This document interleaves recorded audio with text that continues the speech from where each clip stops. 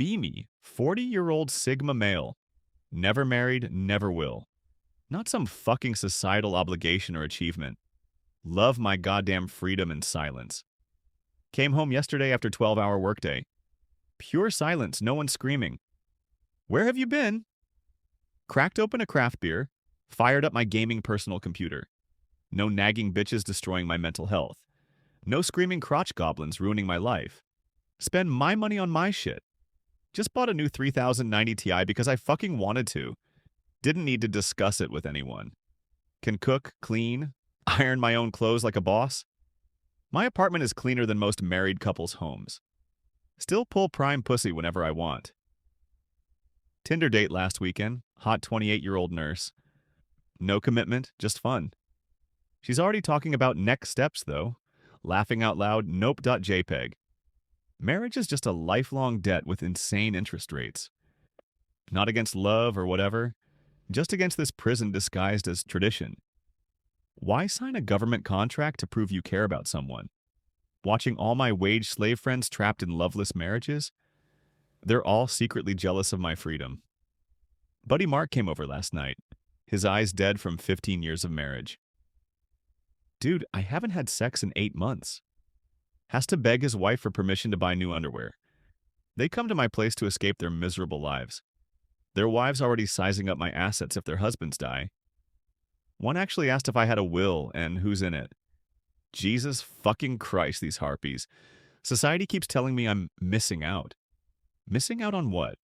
Arguments about toilet seats and in-laws? Holidays with people who secretly hate each other? Went to my cousin's house for Christmas. Him and wife fighting in the kitchen while kids scream. Me sipping whiskey, smirking. My brother divorced last year, paying 70% of his income in alimony. Living in a studio apartment eating ramen. Tells me, don't do it, bro. Stay free. That feeling when peace and quiet in my own space. That feeling when doing whatever the fuck I want, whenever I want. That feeling when financial independence. Vacation to Thailand next month, just because I can. No need to coordinate with anyone's schedule. Being single at 40 isn't sad, it's the ultimate power move. Parents still asking about grandkids. Told them to adopt a highway instead, same maintenance costs. Co-workers stopped asking, when are you settling down? They know I'm too enlightened for their plantation lifestyle. Seen too many friends destroyed by divorce. Dating in 2025 is a minefield anyway. My dog gives me all the companionship I need. At least he's honest about just wanting food and walks. Life is good when you follow your own path. No regrets. Be me. Burned my diploma in front of my parents. Mom crying, dad swearing, standing there watching my law school honors diploma burn in the barbecue. Hated every class, every law, every interview for 6 years. It was their choice, not mine. Now I make pastries at home and sell them on Telegram. Earn more than dad, and I'm happy. Diploma? It was about their dream, not mine. Parents always wanted a respected lawyer daughter, pushed me into legal clubs since childhood, made me watch courtroom dramas. Got into university on scholarship, they were proud as peacocks. See, our daughter isn't like those useless TikTokers. 6 years of educational hell. Cramming, memorizing, tons of legal codes. Dying inside every day. Classmates discuss tax loopholes. I dream about the perfect sponge cake recipe. Baked for friends every weekend. Secretly took online pastry courses behind parents' back. After graduation, got job at law firm. 3 months of office nightmare. Sat crying over documents at night. Quit, parents shocked. How could you? We invested so much. Started secretly selling cakes through friends. More customers every day. After 6 months, already 100 plus subscribers in my channel. Dad, department manager, looks at me sideways. Accidentally found out he makes $120,000. My income already $150,000 and growing. At family barbecue, made my decision. Took my framed honors diploma off the wall. Silently threw it into the fire. Mom hysterical. Dad yelling, I'm ungrateful sister recording on phone. Completely stunned. But I finally feel light and free. Launching wedding cake line tomorrow. Life is just beginning. Be me, 26. Office manager. My boss constantly humiliates me in front of everyone. Says, "You're nothing, you're worthless."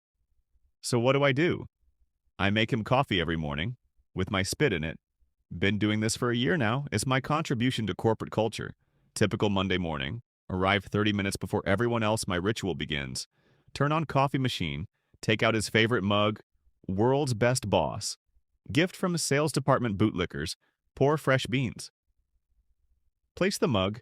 Coffee fills the office with aroma. His favorite is complex Americano with extras. Milk, double espresso, pinch of cinnamon. And my special edition. Look around. Nobody's here.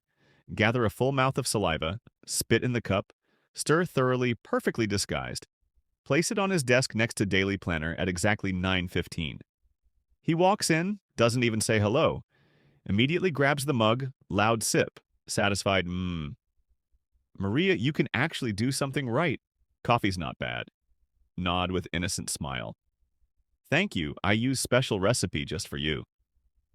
He continues drinking, then yells, "Where are the expense reports?" Did you forget again? Reports are on his desk right under the mug, point to them. He rolls his eyes. If only you had as much brains as attitude. Leave his office, smiling. At 10:30, brings empty mug. Make another one. Add extra ingredient. By lunch, he drinks third cup. Praises my coffee at meeting in front of everyone. The only thing Maria does well. Everyone laughs. I smile widest. Same thing every day. Sometimes think he suspects something, but keeps coming back for more. Maybe it's strange symbiosis. He gets his dose of domination. I get my dose of control. One day, new intern sees my process, freezes in doorway, mouth open. Think this is it. Career over, but she silently nods and leaves. Next day, notice her spitting in CFO's coffee. Our eyes meet, exchange knowing smiles.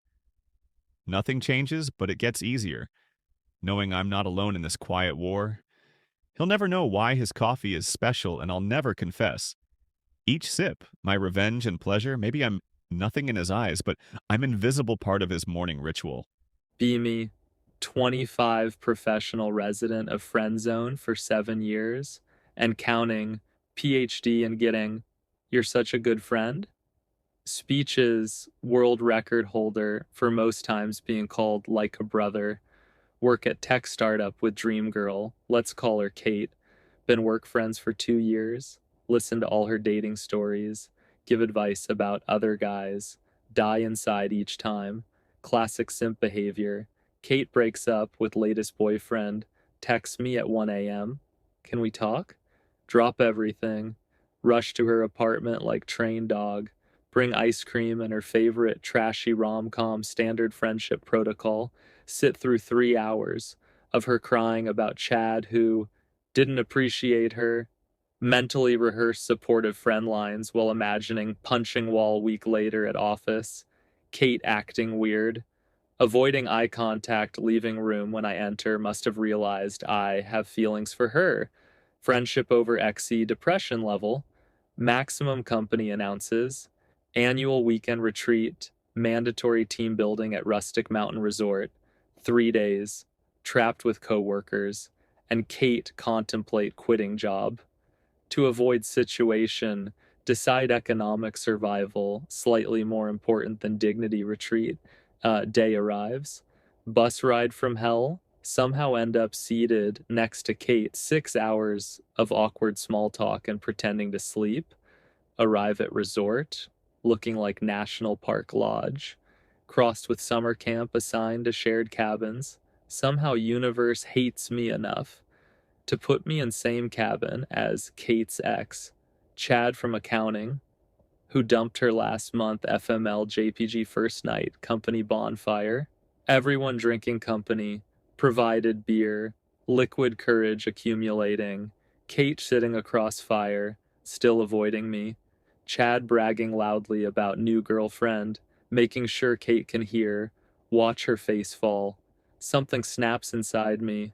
Last beer hits hard, switch to whiskey from flask. Someone smuggled in, bad decision. Imminent, stumble over to Chad. Entire company watching, say nothing, grab marshmallow stick, jab it directly into his expensive designer hoodie, catches fire, chaos erupts, Chad screaming, people throwing water, no actual injury, but hoodie ruined, CEO staring in shock, greater than HR director already drafting termination papers, greater than Kate disappeared in commotion, greater than retreat to cabin to pack before inevitable firing, greater than sitting on bed, contemplating unemployment. Door opens. Kate enters. Great. Here comes. What were you thinking? Lecture. Brace for impact. Did you really set Chad on fire because of how he treated me? Try to formulate professional sounding explanation. Brain produces only, he's an asshole. Eloquent JPG expect anger. Instead, she sits next to me.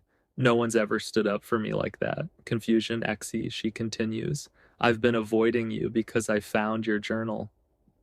Blood freezes. Remember notebook left in conference room last month contained embarrassingly detailed entry about feelings for Kate. Never found it until now. You left it under the chair. I didn't mean to read it, but saw my name. Preparing for restraining order conversation.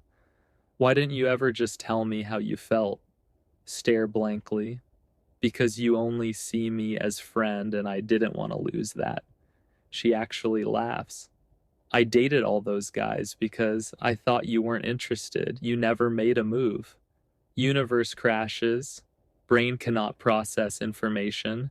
7 years of friendship based on mutual misunderstanding. She leans in, actually kisses me. Not friend kiss, real kiss. Still computing error. For the record, I never thought of you as a brother. My face, when friend zoned myself for 7 years.